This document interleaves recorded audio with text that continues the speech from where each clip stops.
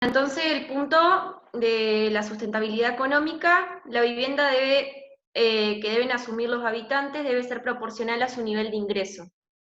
Así, las cuotas cancelatorias de los créditos no deben superar el 20% del ingreso total del grupo familiar. El diseño de la vivienda deberá atender a los criterios de eficiencia y ahorro energético. De ningún modo, la falta de capacidad de pago de las familias puede limitar el acceso a la vivienda. Derecho a una vivienda adecuada, disponibilidad de servicios indispensables para la salud, la seguridad, la comodidad y la nutrición. Aquí falta, ¿no sabes que aquí falta algo que no está muy claro, ¿no? Sí. No está claro, y esto lo vio yo que estoy estudiando a fondo el tema de la Villa 20, que está en la cuenca del Riachuelo, es que se dejó por último momento, no se hizo, se hace el censo, pero no se hace el censo de las actividades productivas, se hace el censo de cantidad de personas que viven en la vivienda, si hay hacinamiento, como que el objeto no sea un hábitat integral holístico, como dice Leilani, no, que el objeto sea una vivienda para ser licitada por una empresa, para ser construida, pero no generar un hábitat, ¿entendés? Claro. Es muy complicado este tema. Y con respecto al acceso a la información, es que muchas veces la gente le dice, sí, le vamos a hacer las cloacas, y de repente hay una licitación, no saben a quién se adjudicó una empresa muy grande, cuando dice por ahí que tendrían que tener acceso a cooperativas entrenadas, o por ahí se corre la empresa Obras Sanitarias, porque Obras Sanitarias no entra si la calle no tiene por lo menos 4 metros, entonces termina siendo un tercero, y esa obra que termina inconclusa y termina sin ser aceptada por Obras Sanitarias, y termina siendo como del consorcio de los habitantes, que no la pueden mantener. Entonces, la gente queda a la deriva, ¿entendés? Claro. Es muy, sobre todo en el tema de infraestructura, porque como las reglamentaciones para hacer los tendidos de redes tienen un ancho mínimo de calle, y ese ancho mínimo de calle no se cumple, no se trabaja con la comunidad cuáles van a ser las reglas del juego, y cómo la empresa prestadora se va a hacer cargo, y responsable de la calidad, ¿sí? Claro, sí, sí.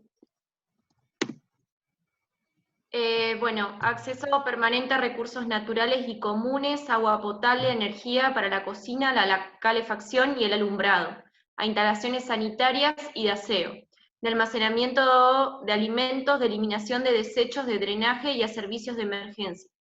En el caso de infraestructuras de servicios de agua potable, cloacas, pluviales, electricidad y gas, deberán asegurarse la provisión y la operatividad de los mismos. Acá hay un tema, dice almacenamiento de alimentos, ¿no? Y eliminación de desechos. Sí, Uno de los problemas es que a veces las habitaciones son muy chicas y no contemplan placar. Entonces, las personas, no es solo alimento, también es almacenamiento de tu ropa, tus objetos, tus elementos de trabajo, si es que vos te dedicabas a hacer empanadas o te dedicabas a coser. Y en general no entregan con lugares de guardado. ¿Sí? Sí, hay cosas, son puntos clave que por ahí no se tienen en cuenta y son tan básicos que... No, igual que siempre, si hay una tendencia, se sabe socialmente, a que la familia, cuando hay un pariente que está en dificultades, lo aloje en la vivienda, porque son todos pobres y todos tienen parientes en dificultades, las habitaciones deberían poder realmente, deberían poder estar cómodamente 3 personas, ¿sí? En cada habitación. ¿Sí? A pesar de que varias peticiones se fueron cumpliendo, como la relocalización de algunas familias, la frustración de los vecinos se hace evidente ante la eficiencia de dicha autoridad. Bueno, este es el barrio Padre Mujica, que es el que todavía estaba hablando. Obvio no son todos los barrios iguales, este debe ser el peor, supongo, pero bueno. Hasta el momento se relocalizaron solo el 22% de las familias afectadas, las cuales fueron trasladadas a viviendas en precarias condiciones. Además, no hay indicio de urbanización, ya que al hablar de esto no solo nos referimos al asfalto, el agua, la cloaca, etc., sino también a escuelas, comedores, iglesias, salas de apoyos, elementos claves para la adaptación y sentido de pertenencia de un individuo. Y yo miré una entrevista que le hacían, claro, una familia, un marido, una mujer y 6 hijos. Y decían que, bueno, obvio que querían mudarse a mejores condiciones, pero si ponían en la balanza, ellos tenían, los nenes iban a la escuela ahí a 2 cuadras, distintas cosas que en ese lugar no tenían. Entonces decidían quedarse de todos modos. Bueno, componente de la planificación integral. A fin de garantizar el carácter integral del abordaje de los procesos de relocalización y reurbanización, la planificación debe contemplar como mínimo los componentes que se enumeran a continuación. Diagnóstico habitacional y urbano, relevamiento físico de preexistencias, identificando equipamientos sociales, educativos, de salud, comunitarios, espacios públicos y libres. Bueno, acá también hice un parate y lo comparé con lo que los vecinos pedían que no se cumplía. Decían que hay muchos datos antiguos y como todos sabemos, la vida continúa y la realidad se modifica, la cantidad de familias aumentan al igual que los valores. Como que no se actualizan seguido los valores. Eso es lo que ellos planteaban. Mesas de trabajo. Las mesas de trabajo son espacios de información, deliberación y consensos que tienen como fin garantizar la participación social en los procesos de relocalización y reurbanización en el marco de la causa Mendoza. Pero acá quería agregarte algo, que uno de los temas es que no está claramente explícito que se releven las actividades productivas que llevan a cargo las personas que viven en el asentamiento. En la 20, que se construyeron viviendas, ya una cantidad, tienen construidas más de 1.500 viviendas, tienen algunos locales, pero no, ¿qué necesitaba la persona para la continuidad de su trabajo productivo? Claro. Que hay mucho, porque es un asentamiento que tiene más de 50 años de antigüedad. Entonces, Corti es el defensor general, es el defensor de derechos, como si fuera el defensor de los derechos constitucionales de la ciudad. Pero además está el defensor del pueblo, hay 2 defensorías en la ciudad. Las 2 defensorías tuvieron que exigir que se hiciera el relevamiento de lo que serían las actividades productivas en la villa y no se hizo. Porque los censistas, ya que estás el censo, también podía hacer una pregunta de qué vive usted si tiene una actividad productiva en este barrio, cosa que nosotros vamos a hacer, ¿sí? Claro. Sigamos. Porque la idea es que la persona pueda, digamos, si yo lo relocalizo en la cercanía, como dice Leilani, porque la vivienda es muy precaria, o mejoro la vivienda existente, nunca puedo suprimir, le puedo evadir o le puedo sacar su fuente de ingreso, que a lo mejor es que tiene una cerrajería, que tiene una carpintería, que tiene una tapicería, que tiene una venta de materiales para la construcción. Sí, un taller de costura, lo que sea. Un taller de costura, lo que fuere, o una peluquería, ¿sí? Tal cual. Como dice Gastón, o comida peruana. Típico.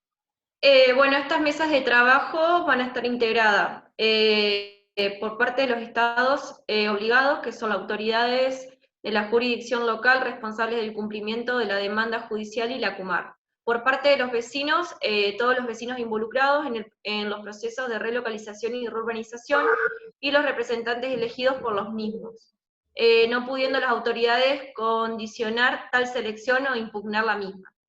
Por parte de los organismos de defensa pública, Defensoría del Pueblo o Protección de Derechos. Ahí están las 2 defensorías, una es la Defensoría del Pueblo y otra es la de Protección de Derechos. La de Protección de Derechos es la de Corti, y la de Defensor del Pueblo se llama Amor, ¿sí? Hay 2 defensores. Claro. Bueno, ONG, asesores técnicos, referentes de organizaciones comunitarias, representantes de universidades y otros que los vecinos propongan. Gente que intervenga, sería. Ahora, lo interesante, cuando acá se habla de Defensoría del Pueblo, de Protección de Derechos, cuando el tema del problema de la cuenca Matanza-Riachuelo es plurijurisdiccional, también deberían participar el Defensor del Pueblo de la Provincia de Buenos Aires y la Protección de Derechos Constitucionales de la Provincia de Buenos Aires, ¿sí? Claro. Y también el Defensor del Pueblo de la Nación, que es parte de la causa, por ser un área multijurisdiccional o plurijurisdiccional de muchas jurisdicciones, que no está designado hace muchísimos años el Defensor del Pueblo de la Nación, ¿sí? No se ponen de acuerdo en el Congreso y no lo designan. Claro. Son importantes estas figuras, porque estas figuras son las que cuidan que se respeten a las personas, ¿sí? Claro, tal cual. Sí, sí. Bueno, ahora, recuérdense que yo les dije que en la provincia de Entre Ríos, un consejo deliberante de una ciudad puede definir la creación de la figura del defensor del pueblo en un municipio. O sea que si uno hiciera una campaña de ciudadanos, queremos que en la provincia de en Concepción del Uruguay haya defensor de derechos ciudadanos. Sería buenísimo, ¿entienden? En estos procesos de villa es muy importante tener un defensor, ¿sí? Sí. Los principios que rigen a las mesas de trabajo es información pública, las reuniones de las mesas de trabajo y el contenido de las deliberaciones serán de carácter público. En este sentido, es fundamental la redacción pública y consensuada de las actas de las que debe contemplar como mínimo los componentes que se enumeran a continuación. Métodos de diálogo. La jurisdicción local debe implementar un sistema que le permita recibir las ideas, propuestas o inquietudes de los vecinos, para analizarlas con la suficiente seriedad y dar una respuesta fundada a cada una. El lenguaje simple. Debe extremarse la simpleza de la comunicación como forma de evitar que el exceso de datos técnicos o el abuso del lenguaje especializado dificulte su comprensión. Esto pasa muy seguido también. Sí. Operatoria de adjudicación de viviendas en procesos de relocalización. Una vivienda por grupo familiar. En los procesos de relocalización de villas y asentamientos se adjudicará una vivienda por grupo familiar. Conformación del listado de adjudicaciones. Criterios vectores como por ejemplo liberación de cierto sector, situaciones prioritarias de salud, prioridad por precariedad de la vivienda, prioridad por riesgo ambiental o sanitario, entre otros. Otros criterios incorporados como por ejemplo situaciones críticas de hacinamiento, antigüedad en el barrio, etc. Y también la voluntad de cada grupo familiar de ser relocalizado, que es lo que hablamos, falta esa parte también. Si no hay voluntad, no se puede llevar a cabo. La adjudicación particular en la vivienda a cada grupo familiar. Se debe adjudicar viviendas con la cantidad de habitantes necesarias según la conformación de cada grupo familiar, de modo de evitar situaciones de hacinamiento, no más de 2 personas por habitación. Se debe considerar asimismo las variables de edad, de género y de relaciones intrafamiliares. Claro, no pueden mudar en un barrio una familia que tiene familiares o vecinos de toda la vida en el otro lado que capaz trabajaban juntos o cosas por el estilo. Si hubiera algún miembro del grupo familiar censado como hijo y que en la actualidad contase con su propio grupo familiar residiendo en la zona afectada, este último deberá considerarse como desglose del primer grupo familiar, adquiriendo el derecho de acceder a su propia vivienda nueva. Se debe atender las situaciones de discapacidad motriz y de movilidad reducida, haciendo entrega de viviendas preparadas especialmente. Aquellos que posean comercios o espacios para actividad productiva en su vivienda deben poder producir su actividad en el nuevo emplazamiento, es lo que habíamos hablado. Acá está planteado, y eso es fundamental. Claro. En general lo miran para otro lado y no hacen caso, ¿sí? Sí. Se debe garantizar la continuidad del acceso a educación, salud, comedores y grupos institucionales que trabajen con deporte, cultura, recreación, educación, etc. Que es también lo que decían los vecinos. Sí, esto está pasando ahora, vieron, con las containeras al lado de la autopista Ilía, y la gente prefiere quedarse abajo de la autopista porque tiene un comercio y no mudarse a la vivienda nueva. Claro. Hay mucha gente que no acepta mudarse. Para que la implementación de programas de relocalización o reurbanización sean eficientes, requiere de estructuras institucionales, acorde a la envergadura de los procesos que se desarrollan en cada territorio. O sea, estos son los agentes que afectan a todo este movimiento, sería. Bueno, Autoridad de la Cuenca Matanza-Riachuelo, que es ACUMAR, municipios afectados, Ciudad Autónoma de Buenos Aires, funciones del Estado Nacional a través de la Subsecretaría de Desarrollo Urbano y Vivienda y la Subsecretaría de Hábitat y Desarrollo Urbano del Ministerio del Interior, Provincia de Buenos Aires y Prestataria de Servicios Públicos. Ahora esto cambió porque sería en este momento, está reemplazado por el Ministerio de Vivienda y Hábitat, ¿sí? Esto cambia, cada gestión de gobierno cambia las estructuras, así que hay que revisar qué órgano cumple ahora esas funciones, ¿sí? Bueno, muy bien, Jazmín. ¿Alguna pregunta, Jazmín? ¿Quién nos falta ahora? ¿Quién sigue, Virginia? Franco. Falta Franco, ahora le aviso si... Ahora lo veo, Creo que está ya se acá. estaba conectado. Ah, ya apareció. Dale, Franco. ¿Qué tema vas a exponer, Franco? Ah, el acuerdo, muy bien. Este acuerdo aparece en el documento de Leilani Fara y aparece como un documento porque fue impulsado, aunque está firmado por la Sociedad Central de Arquitectos, por miles, nosotros también de Habitar, digamos, la UJU está en Habitar y también apoyó este documento, aparece como impulsado por la Asociación Civil, la SIC, por la Igualdad y la Justicia, ¿sí? Fue como el catalizador, ¿sí? Pero es de todos, fue un acuerdo muy grande, están todas las universidades, muchísima gente. Nosotros podríamos haber estado como cátedra, pero terminamos estando como Habitar. Sigamos. Bueno, ¿se escucha? Sí, sí.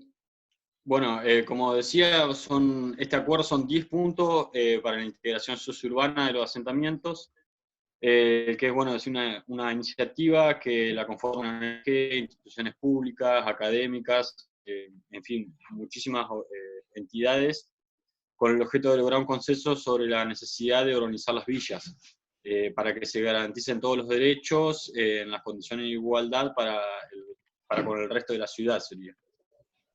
El primer punto dice que las villas deben ser integradas urbanística y socialmente al resto de la ciudad. La ciudad debe integrar plenamente a sus villas urbanística y socialmente, revertir toda situación de segregación y garantizar el cumplimiento efectivo de derechos actualmente reconocidos en nuestro país. Esto habla de que surgieron las villas, que en el 1930 fueron creciendo de manera desproporcionada, y arroja que el déficit habitacional se trata de un problema estructural de la ciudad, por el mercado del suelo, por lo que la organización de las villas debe partir por entender integralmente la ciudad, complementando las intervenciones en villas con políticas de vivienda y hábitat que orienten los recursos públicos para hacerla accesible e inclusiva. Por ello es que el diseño e implementación de las políticas públicas de organización necesariamente deberán contemplar la heterogeneidad de los sujetos que conforman la comunidad, con el objeto de evitar reproducir la desigualdad y la discriminación. En el punto 2 habla de la organización, de que la organización debe realizarse siempre con participación vecinal, donde el diagnóstico, planificación y ejecución de las políticas de urbanización debe profundizar la democracia en las ciudades, garantizando la participación activa de los habitantes de cada barrio en el proceso de toma de decisiones, en el marco del debate amplio, diverso e informado.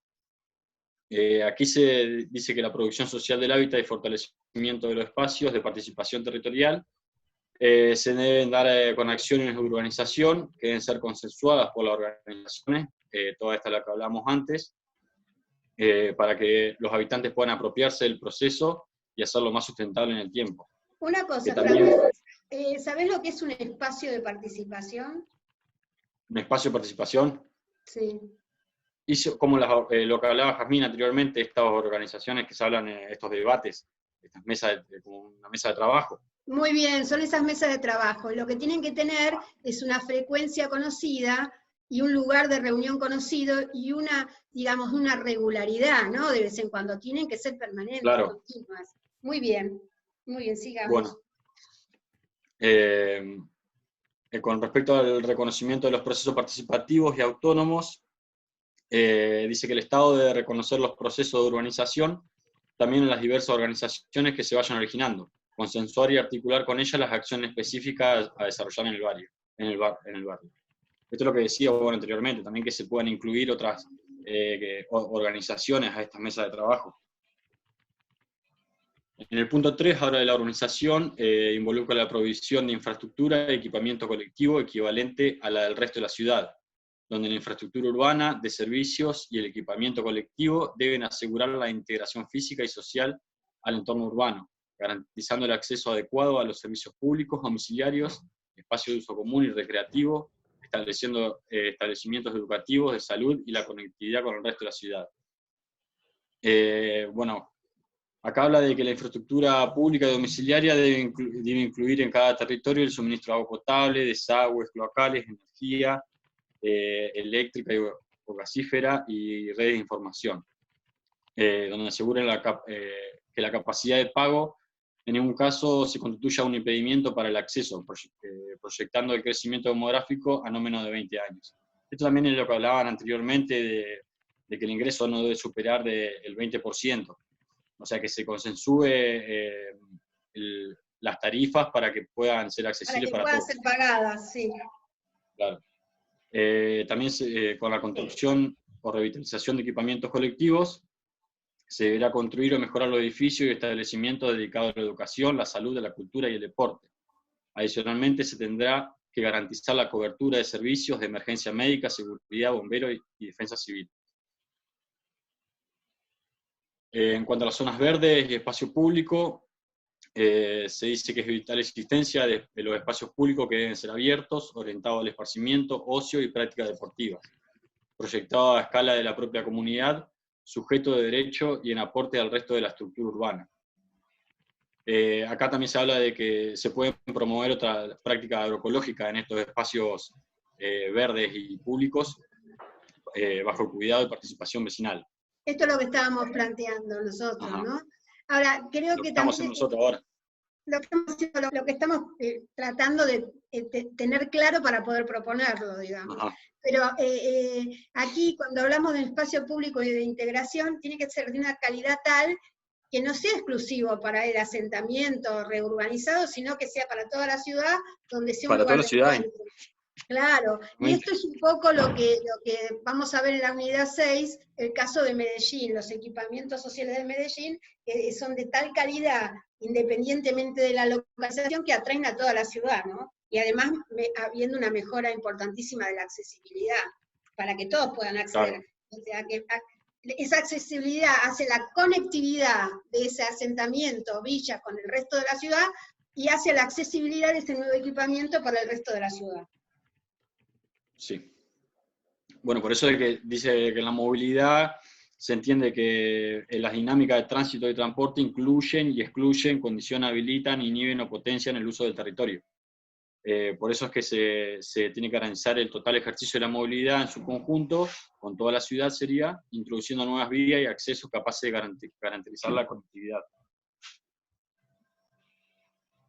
En el punto 4 habla de la organización, que la organización implica la erradicación, que no se podrá incluir desalojos forzosos ni relocalizaciones fuera del barrio.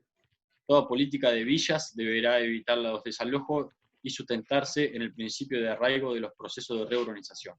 Las relocalizaciones forzosas de población solo deben llevarse a cabo en casos excepcionales. Deben seguir un protocolo socialmente responsable de los derechos de dicha población y producirse dentro del barrio. En cuanto a la organización sin desalojos, dice que toda política de villas deberá evitar los desalojos que signifiquen desplazar vecinos fuera del barrio y sostener el principio de arraigo de los procesos de urbanización.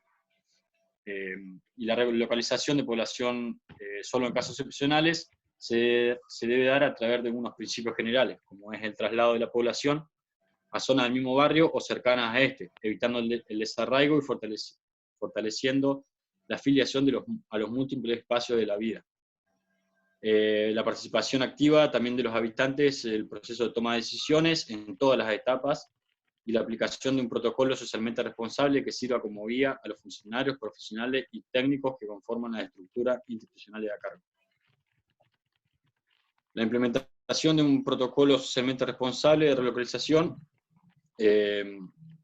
abarca la etapa de lo que es la previa, la etapa de mudanza y la etapa posterior. En la etapa previa se debe contemplar la singularidad de cada barrio, así como la diversidad de situaciones que atraviesan las familias a relocalizar y ser especialmente sensible respecto al enfoque de género.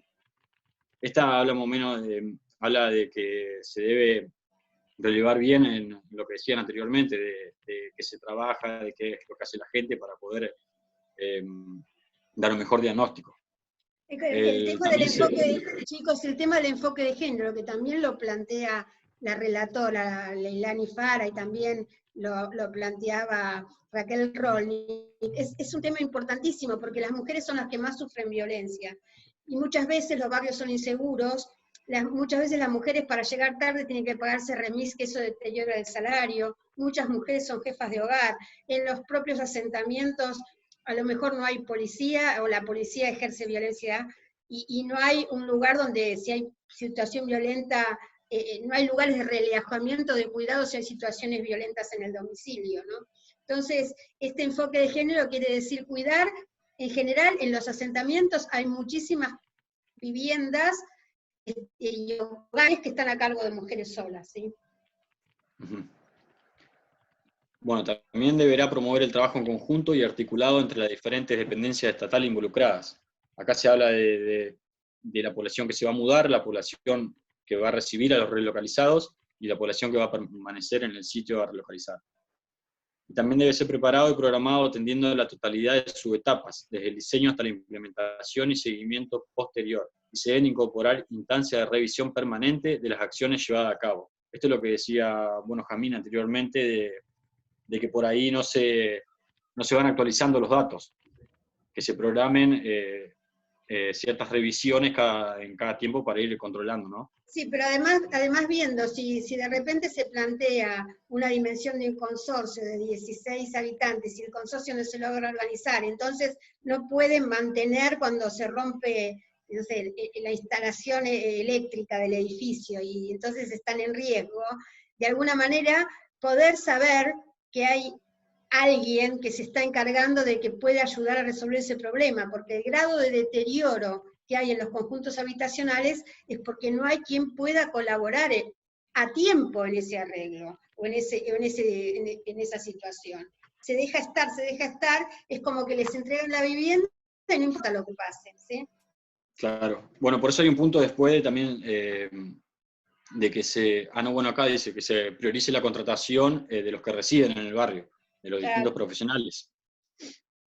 Bueno, acá en el punto 5 habla de esto, de la organización incluye el mejoramiento de las viviendas para garantizar estándares de habitabilidad adecuados.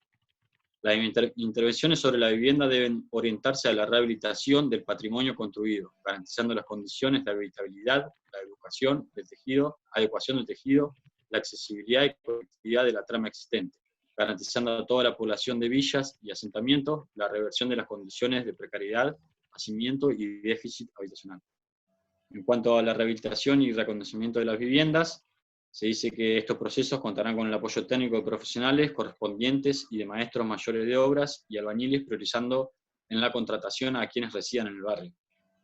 El diagnóstico y diseño va a pasar, deberá surgir de un diagnóstico integral que se apoye en el estudio de la manzana a nivel urbano, habitacional y social, y el relevamiento físico de la manzana con la interrelación que se da entre las viviendas. Para la, a ver, no alcanzo a leer esto, readecuación del tejido urbano contemplando acciones de apertura de calles y cicatrización. Esto dice que va a partir del del conocimiento de los requerimientos del barrio y del respeto de lo existente para evaluar propuestas de pasajes o calles que garanticen la conectividad y el acceso independiente de las viviendas con el mínimo de demoliciones. ¿Sabés lo que es cicatrización? No. La cicatrización es cuando, para abrir una calle, yo tengo que tirar abajo, suponete medio local, ¿sí? Y entonces ese local me da una dimensión, a veces me da una dimensión que no sirve para nada. Tengo que agrandar el otro local si es posible, tengo que hacer un cambio de estructura. La cicatrización es el cerrado de todo lo que yo tuve que tirar para la apertura de la calle, tengo que cicatrizar esa construcción para que quede habitable. No puedo dejar tirada abajo media pared y dejarla sin revocar. O dejar claro, sin contemplar si ese espacio se va a destinar a hacer un nuevo baño, a ampliar el dormitorio, y a veces hay que reproyectar la vivienda. Y cicatrizar son esas modificaciones. ¿Sí? Esas modificaciones, que se hacen para que sea un espacio habitable. ¿Sí? Bien. Bueno, en la construcción de la vivienda se plantean 3 procesos que deben ser diseñados de manera participativa en instancias de trabajo, en donde articulen los equipos técnicos y las personas afectadas. Deben emerger de un plan de trabajo integral y coordinado que garantice la obra y seguridad de los espacios habitados, y contar con materiales adecuados y durables en el tiempo. Y el mecanismo de selección, bueno, de los trabajadores y cooperativas debe ser transparente, como así también la rendición de cuentas de los recursos invertidos. En cuanto a los microcréditos y fondos rotativos que se hablaba anteriormente, el Estado garantizará, entre otras medidas, una política transparente para el acceso al crédito de las familias, que deberá contar con la participación de organizaciones sociales y vecinales. La devolución de los préstamos deberá ser destinada en su totalidad al mejoramiento barrial. El punto 6, donde habla de la urbanización, supone la seguridad en la tenencia y la regularización dominial de las viviendas. La tenencia del suelo en villas y de las viviendas provistas por el Estado deberá garantizar la estabilidad y permanencia de las personas que habitan esos barrios, considerando la diversidad de alternativas de regulación dominal existentes. Priorizar la estabilidad y permanencia segura. La permanencia segura de las familias de villas resulta una acción de fundamental importancia, generando la estabilidad necesaria para el desarrollo de proyectos individuales, familiares y colectivos. Garantizar la función social de los terrenos, resguardándolos de intereses especulativos. Esto es muy importante. Priorizar el objetivo de que la inversión social del hábitat popular y del suelo de propiedad estatal no sean transferidos y capitalizados por agentes y procesos de especulación inmobiliaria. Asimismo, es sumamente necesaria y relevante la regulación estatal de la utilización del suelo, de acuerdo con el interés general en pos de dar pleno cumplimiento al principio de la función social y ambiental de la propiedad. Estos aspectos están presentes en la Constitución Nacional, que se incorporó en 1994, con los pactos y tratados internacionales de los derechos humanos.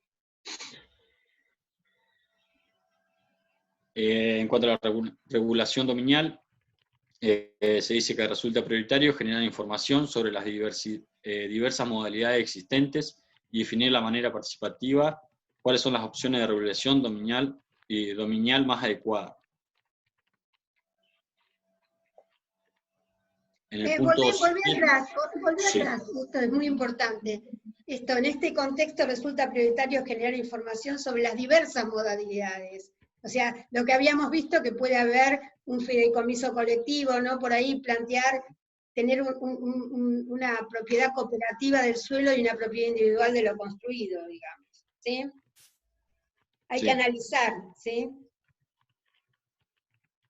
Y acá, y también es lo otro importante, hay que restringir la mercantilización del suelo inmueble, entendiendo que las soluciones habitacionales generadas a través de fondos públicos están orientadas a satisfacer esas necesidades de vivienda, y no que después entren en el mercado, ¿sí?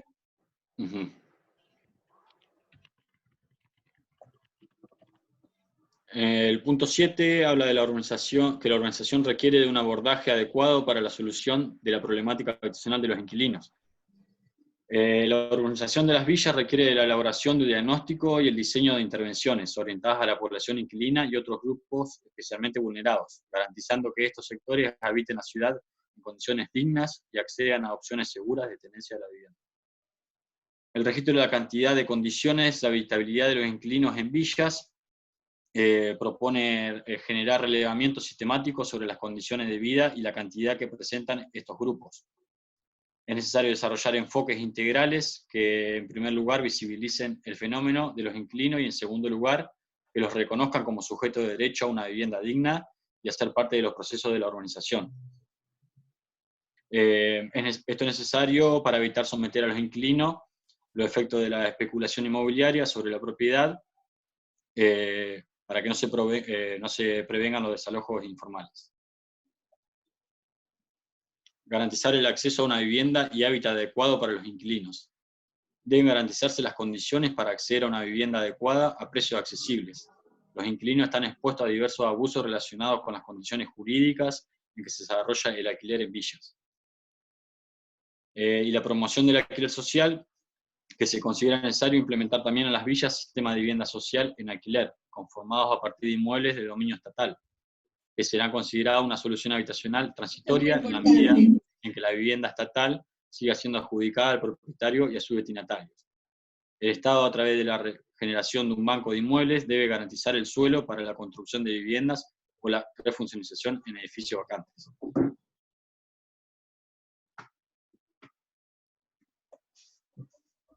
En el punto 8, la urbanización debe ser también integración sociocultural y socioeconómica.